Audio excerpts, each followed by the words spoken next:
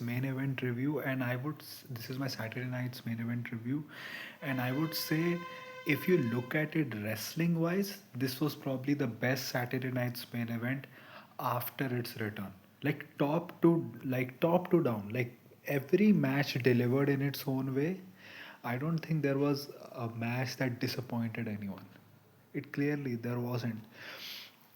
And the Cody Jacob angle was very good because you generally don't see people attacking when Cody does the woo Jacob attack, and then the scene where Cody is just throwing trash cans. Like he was not trying to prevent security from stopping his brawl. He was legit trying to hurt them. Them putting people through tables, even Jacob got put through tables, that them just beating every fucking security guard. First of all, why is almost every security guard shorter than them? And the one who are tall are very like they don't have any physique. Like these are not the security guards that you should hire in your personal life.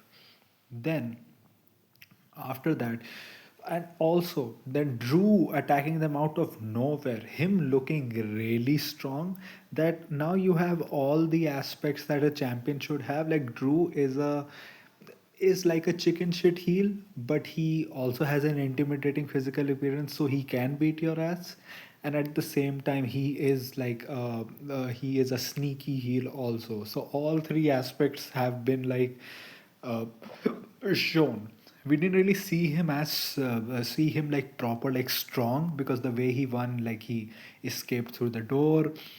He also like ran away from Jacob Fatu, but on this event we saw like him putting Jacob through a table, low blowing Cody, and then put jackknife power bombing him through a table, and then telling backstage that if anyone wants this title, they are my enemy number one, and I'm not going to let them take the championship because I am the guy who runs the show. Like, this makes him feel like now it feels like Drew has a whole rounded character rather than just three sides, because you need that fourth side of that, you being like a powerhouse that you can take people down so that you feel like a legit world champion, and this made him that. I'm very excited about Cody and Jacob now going into the Rumble also. If Drew, Cody, and Jacob is the plan at Mania, I don't mind it. They have a lot of time to really have it at like a Mania main event level. I think it is still interesting, but it's kind of like, Elimination Chamber PLE level, not at a WrestleMania level. And if you're having it at that, you have to have Jacob Far to win. Like, he's also what, 33, 34? He's also very young. I think Braun and Jacob potentially going from the WrestleMania as new champions, that signifies a new era in WWE. After that, the women's tag team title match happened, which was a pretty great match. Only thing, the botch that happened when Rhea didn't get there quick enough. But apart from that, I'm glad they didn't went to the finish exactly after that spot. Otherwise, that would have been the only thing they would have talked about. You had Raquel coming in, and then Stephanie coming in, and because the crowd was already hyped because of the opening segment, like holy shit chants or not, they were superly invested in this, and they already love Rhea and Io Sky. You had Stephanie coming, she taking care of Raquel, and in the end, Liv didn't see that Rhea got the tag on Io, so she hit the Oblivion, but Rhea got the Riptide on Liv, and she pinned Liv. I think that Roxanne would have gotten one, because anyways she takes the pin from the Judgment Day. But Liv got pinned and she got extra folded. Extra folded. Rhea generally folds every opponent, but she folded her extra. Like, I was like, she was going to like take her legs off or something. Like, you could see the intensity in Rhea's eyes after that. So yeah, that happened. Then AJ versus Shinsuke. AJ giving that tribute with that with the Japanese mask was very good. I was like, you will remember like AJ's New Japan days, which was very good, I would say. And then apart from that, the match was hard hitting. You generally don't see like, you have people doing like moves which you know that hurts, but having a proper match where it is clear that this is a strong style match, And AJ and Shinsuke having that strong style match, which they didn't in their whole careers in the WWE, was very great. Like AJ working on Shinsuke's leg throughout the match. I'm glad that the commentary was very good because they mentioned not only their WWE history but also their New Japan history, talking about the mask like it's a homage to the New Japan thing, and then like referencing to their Wrestle Kingdom match. At the start of the match, you had them doing the whole sequence of the taunting that, AJ doing the bullet, Shinsuke eating the bullet, which they did in the Wrestle Kingdom match. And commentary also talking about the psychology of the match, that AJ working on the leg, Shinsuke trying to work out under. Like AJ, that Kinshasa that AJ hit, I thought that Shinsuke is dead or something. And the ending sequence was also pretty good, getting that phenomenal forearm and then getting that styles clash and then them doing the fist bumps after the match. I think now it's pretty certain that AJ is retiring at the Rumble, though I do want to see that if it is his retirement from all of wrestling or only WWE. Let's see. Like I think the way that Shinsuke posted on Insta that he asked AJ and AJ said that I am at the Rumble. It kind of feels like it's of all wrestling, but the way he stared at the title uh, at the start of the match at TNA, and it kind of felt like maybe there's a TNA run. Let's see what happens because this is pretty quick because his contract is ending in February and maybe they didn't re-sign him. That's why this has been so quick. That's why it's been so quick. So let's see. I hope they give the Gunther versus AJ match a lot of time. We have to see what's the placement of it because they're probably gonna start with the women's rumble, then do maybe then do another match, maybe Gunther versus AJ, then they do Drew versus Sammy, and then they do the rumble.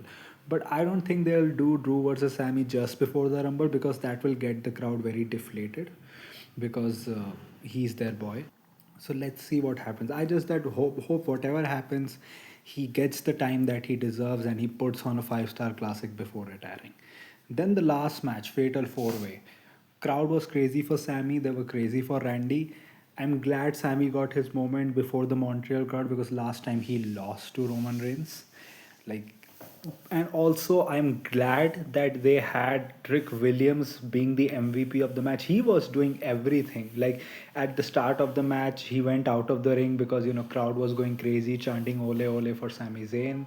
Then always trying to get the pin him always trying to get the pin after someone hit like a finishing move.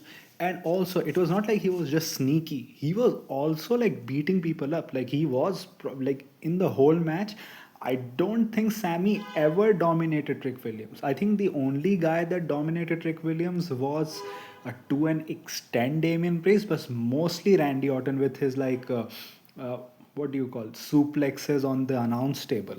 And there were some spots that I think if they would have done a little bit better camera work, I would have been more excited for, like when Trick Williams almost got the pin on Sammy after that RKO. But it's just that the way the camera was angled, you could see that Damien Priest is coming to break it up. Damien Priest was coming to break it up. But apart from that, very great match. Damien Priest getting pinned, that shows that WWE is very invested in Trick Williams because Damien Priest does not get pinned. Remember in the Gunther feud, Damien Priest got pinned first at SummerSlam because Finn Balor interfered, again at Survivor Series because Finn Balor interfered, and in the last match that they had, Finn Balor got pinned in the triple threat match, not Damien Priest. Damien Priest does not get pinned even in like when the feuds end.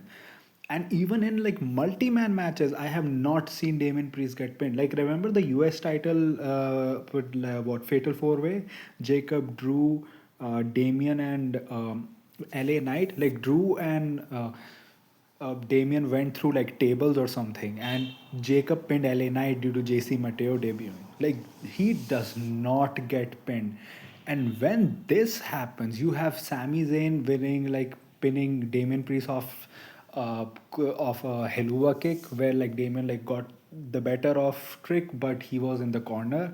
And also, I would probably say Damien got his licks in the match, but the crowd really didn't care. And also the way his like hype moves are, they are good, that he, a guy like him, like his tall and his stature, can move so fast, but they're not that exciting moves. But I'm glad that this shows that they have so much plans for Trick. I'm glad Sami won, and in the end, again, Drew looking strong, him immediately trying to attack Sami Zayn, Sami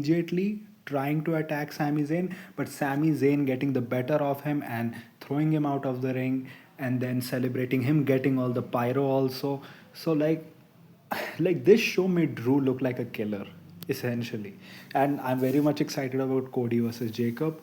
And overall, the show, it did its job, like getting you excited about Stephanie Vaquer and Raquel's eventual match, seeing what the Judgment Day will do, because Liv was like lambasting Finn, but she was the one that got pinned. So that is also a factor.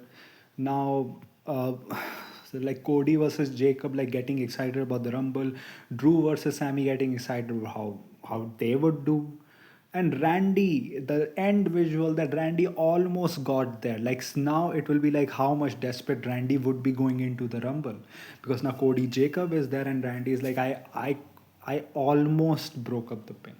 So it was a really good show. What do you think about the show? Tell me in the comment section if you like this, and what do you think about the review? Tell me in the comment section. If you like this type of content, like this video, share and subscribe. If you don't, then share it with those who do. My social media accounts, which are my Twitter/X account and my Instagram account, links are in the description, so go follow me on that. My UPI ID link, which is sharpboy@okicici, is also in the description, so go donate any amount of money which you can, which can help me make YouTube a permanent career option. So that was it for me for today. So thank you, goodbye, alvida.